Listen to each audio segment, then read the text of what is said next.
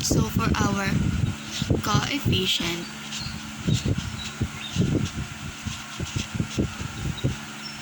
linear in two variables,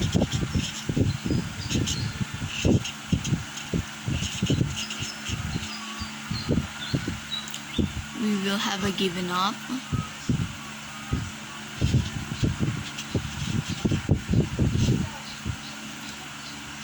a1x plus b1y plus c1 dx plus a2x plus b2 plus c2 multiplied by dy equals to 0.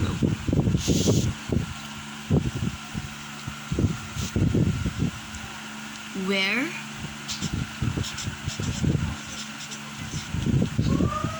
we will have a1x plus b1y plus c1 equals 0 and a2 plus b2y plus c2 equals 0 are both linear.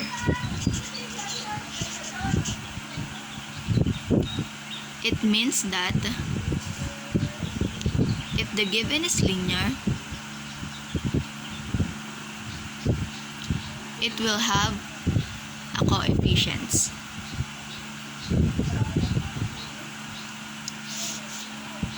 If the given is in parallel, we will have a case 1 for intersecting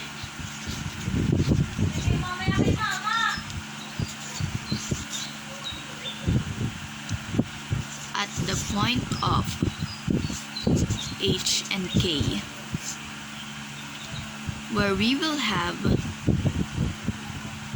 x equals to u plus h turn out and dx equals du.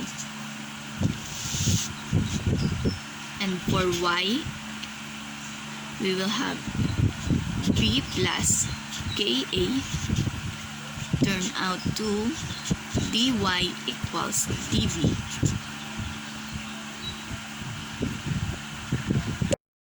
So let's solve this problem. X minus 2y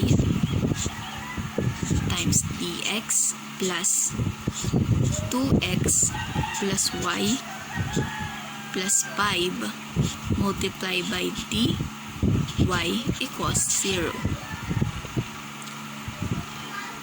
We can see that we have an intersection here. So, first, let's get the intersection, which is x minus 2y equals 0 and 2x plus y plus 5 equals 0. This given will turn out to be x equals 2y, and this one will turn out the x here will be substitute to the given x here, which is 2y. So we will have 2 times 2y plus y plus 5 equals 0.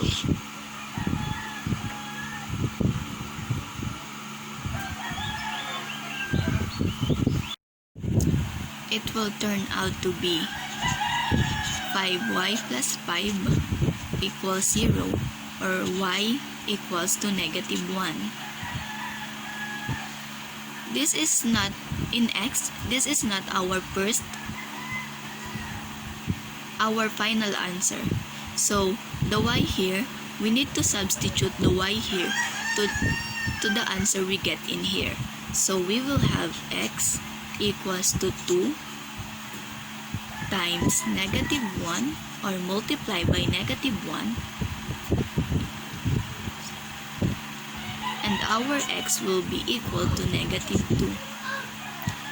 So our intersection here is negative 2 for our h, and for our k is negative 1, which is we get in our y.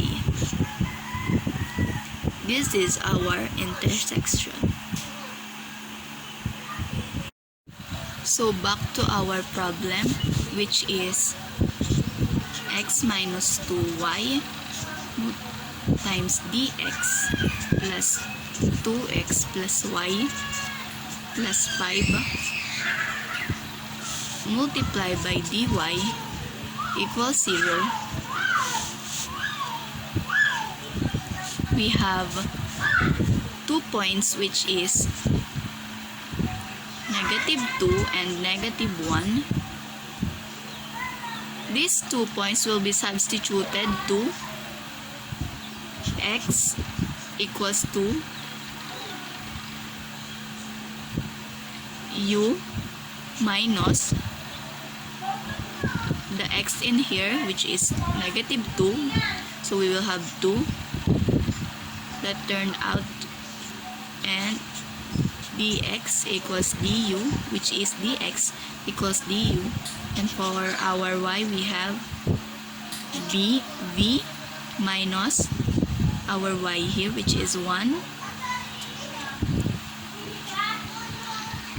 which is dy equals dv.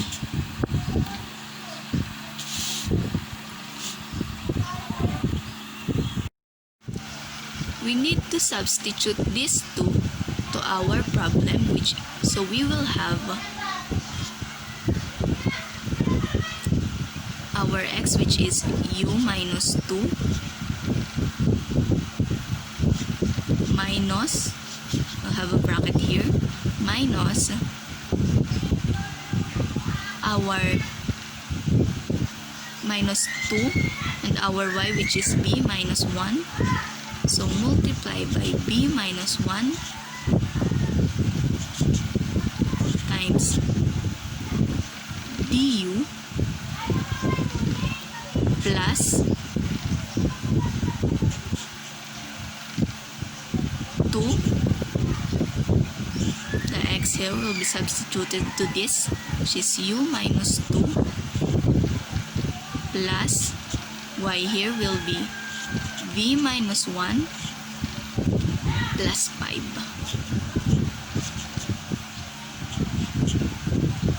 times dv equals to 0. This will become u minus 2v times du plus 2u plus b multiplied by dv equals to 0. This problem will be homogeneous, so we will now let v equals to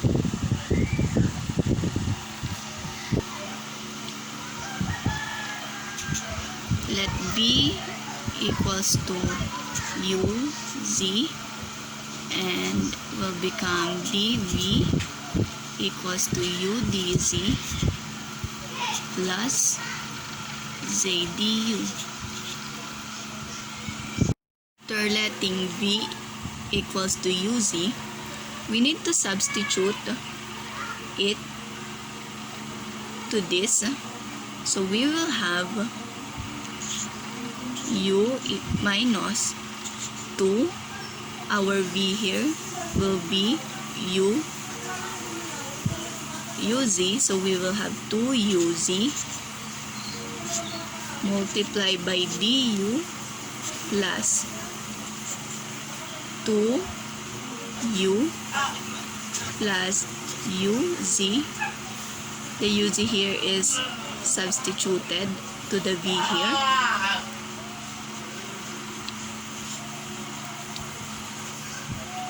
and the dv will be u dz plus z du equals to 0.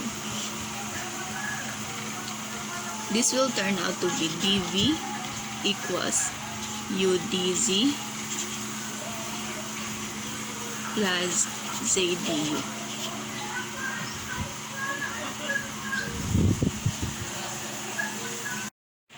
In this case, I will cancel the one who can factor out, so we need to divide both sides by 1 minus 2z.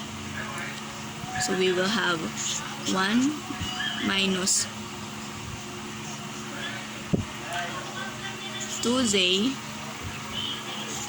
multiplied by du plus 2 minus z multiplied by u dz plus z du equals to 0.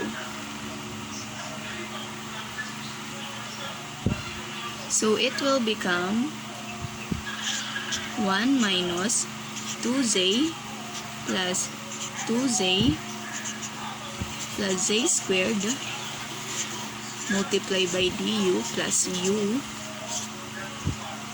multiplied by 2 plus z multiplied by dz equals to 0.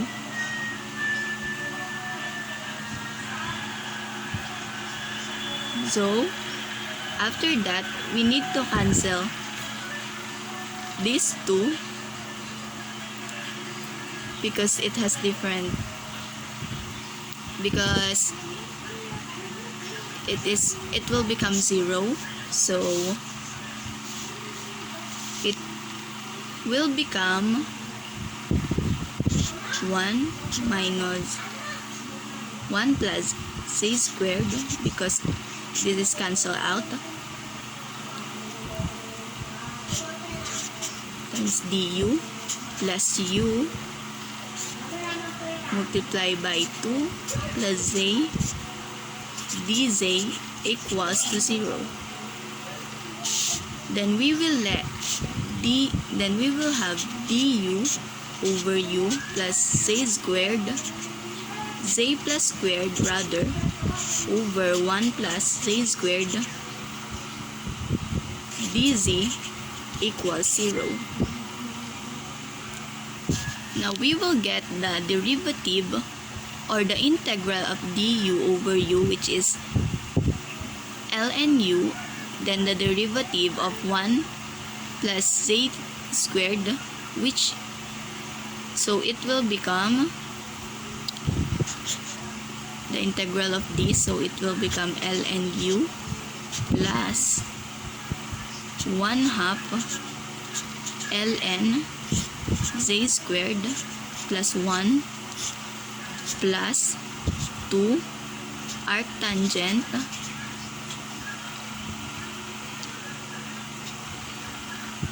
z equals c squared, c over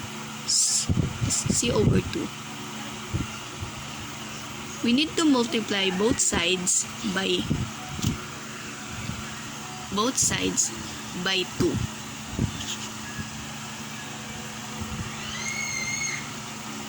So we will get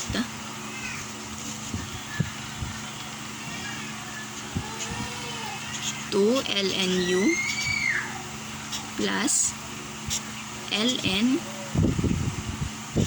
z squared plus 1 plus 4 arctangent z equals to c.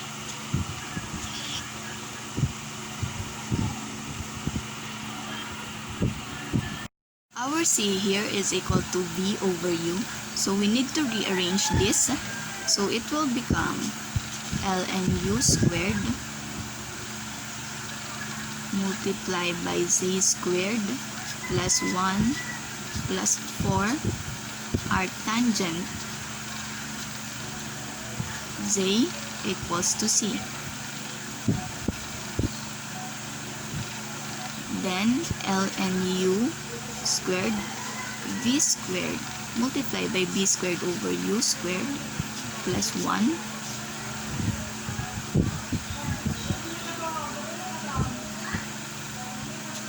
plus 4 arctangent v over u equals to c. The z will become v over u.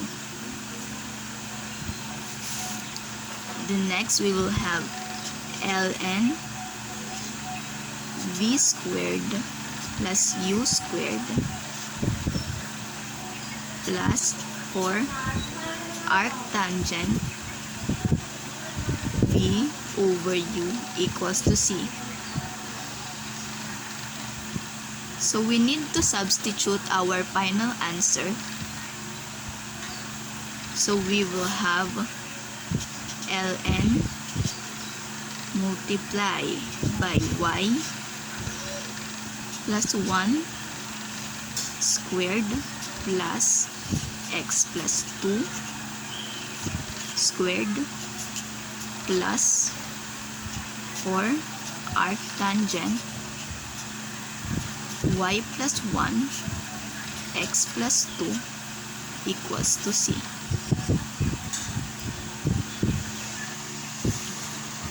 So this is our final answer.